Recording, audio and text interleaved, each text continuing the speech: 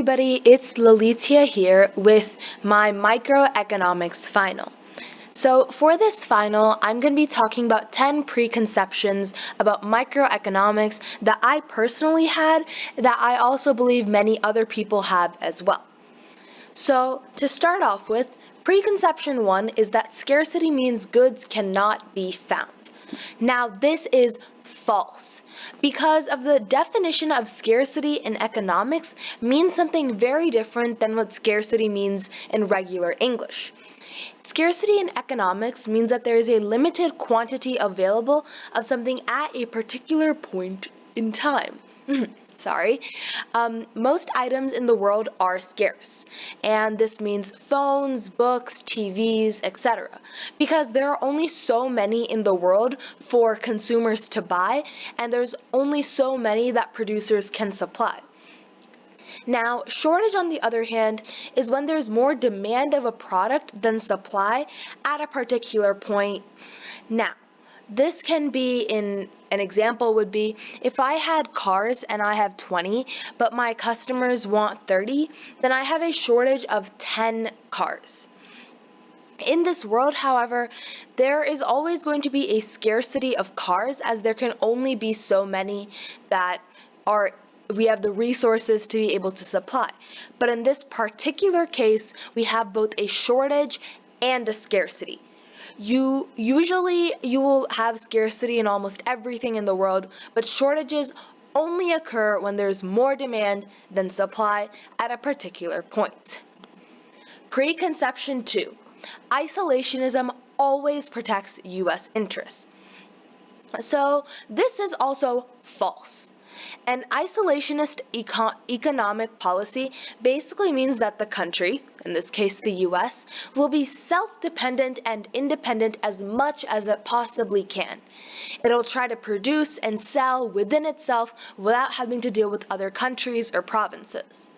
Now, under this policy, the US has to be good at everything, from food to technology to appliances to baby goods or whatever it may be, the US has to be good at it. This can lead to productivity issues, as clearly trying to be good at everything is not good for efficiency. If we think about our PPC way back in Unit 1 and 2, on our PPCs, we found that specialization is often what leads to the best productivity and the best efficiency. So, specialization and trade between countries is a lot more effective because it allows a country to focus on one specific thing that it's really good at. For example, we commonly think of China or East Asian countries as technology producers, whereas they might not focus on other things such as growing corn. There might be other countries that are more suited to that. Now, these countries can trade. So let's say it's China and Mexico. China produces technology, Mexico produces corn, and they can now trade to get what they need if China needs corn and Mexico needs technology.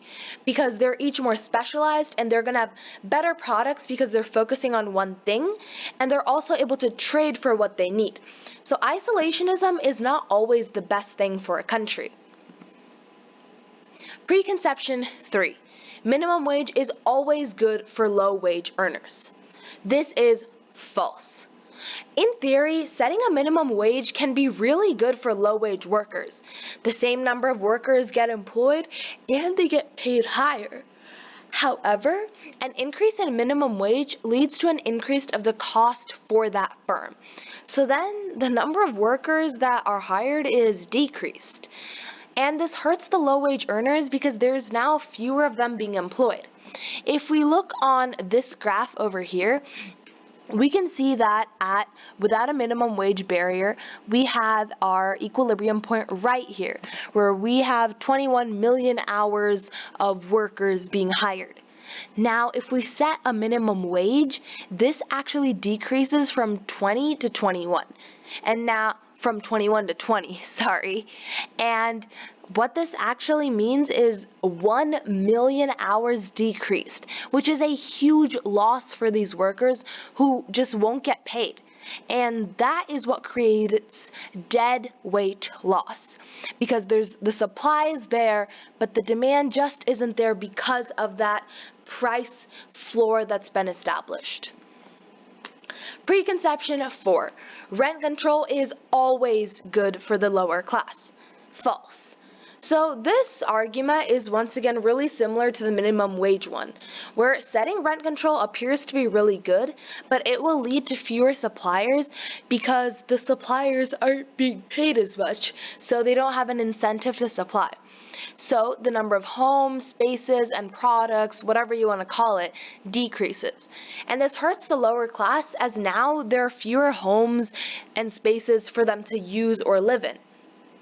Once again, as this quantity and supply decreases, we're going to have more deadweight loss that is created, which is pretty bad for our economy if we really think about it. Now, preconception 5. Capital is money. When borrowed, pay interest. So, this is false because capital is not just money. I cannot stress this enough because when you think of capital, people think money, but that is not true. Money is one type of capital. Capital is just resources that you can use. Money, equipment, whatever you need. And capital is not just money, so you don't just pay interest on it. You pay rent instead. So this rent is a fee that you pay the supplier of this capital in exchange for them letting you use the capital. So that means if I go and rent a tractor, I'm paying that person rent for my tractor. I'm not actually paying them interest because it's not just about money. So preconception number 6, accounting profit is a good measure of gain. Now, accounting profit simply takes into account your explicit costs. So the formula is total revenue minus explicit costs, which equals accounting profit. And this profit accounts for your costs that are really clear, like labor, land, rent. But this profit does not take into account the opportunity costs or implicit costs. And these are the opportunities that you may have lost as a result of taking on this task. So therefore, it is actually economic profits that are the best measure of gain because they take into account your implicit and explicit costs. So they actually show you how much you really earned as a profit. And you can see that over in this graph here, where this is our economic profit and our accounting profit might have been higher. Preconception 7. Price is the cost of a good or a service, which is false. Noticing a theme with these preconceptions? So, price versus cost. Price is the amount that a consumer is willing to pay for a product or service. Cost is the total expense that a firm or a supplier incurs for the production of a product or service. So these concepts aren't interrelated in the way that most people do think that they are. Price is consumers and what they're willing to pay. Cost is what it takes for a firm to actually make that product. So cost does not equal price. Preconception 8 is monopolies are never good. False. Yes, it's true, monopolies can be really bad as they take over an entire market and become the only supplier. So they become price makers and the consumers have to just buy it at whatever price they are selling it for. However, monopolies can be good. Natural monopolies are very good because it's a monopoly where due to the cost of production of the good, there aren't any other competitors. In this case, it's good that one company is supplying the good because otherwise no firm would be supplying it, which could lead to deficits. Preconception 9. Taxing powerful corporations is the best solution. False. Taxing powerful corporations is not the only thing that will help regulate the economy in a way that is beneficiary to everybody. Instead, there's a better solution that does not impact all corporations, but only those that are directly harming the economy.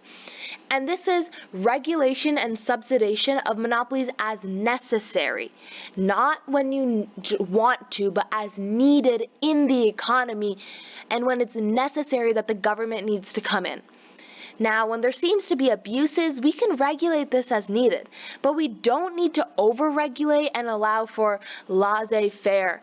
That's what we need to do. We need to have our free market economy here and allow our free economy to do what it wants to do. We don't want a command economy here in the US. Preconception 10. Economics is only about the revenue that is made, which is false.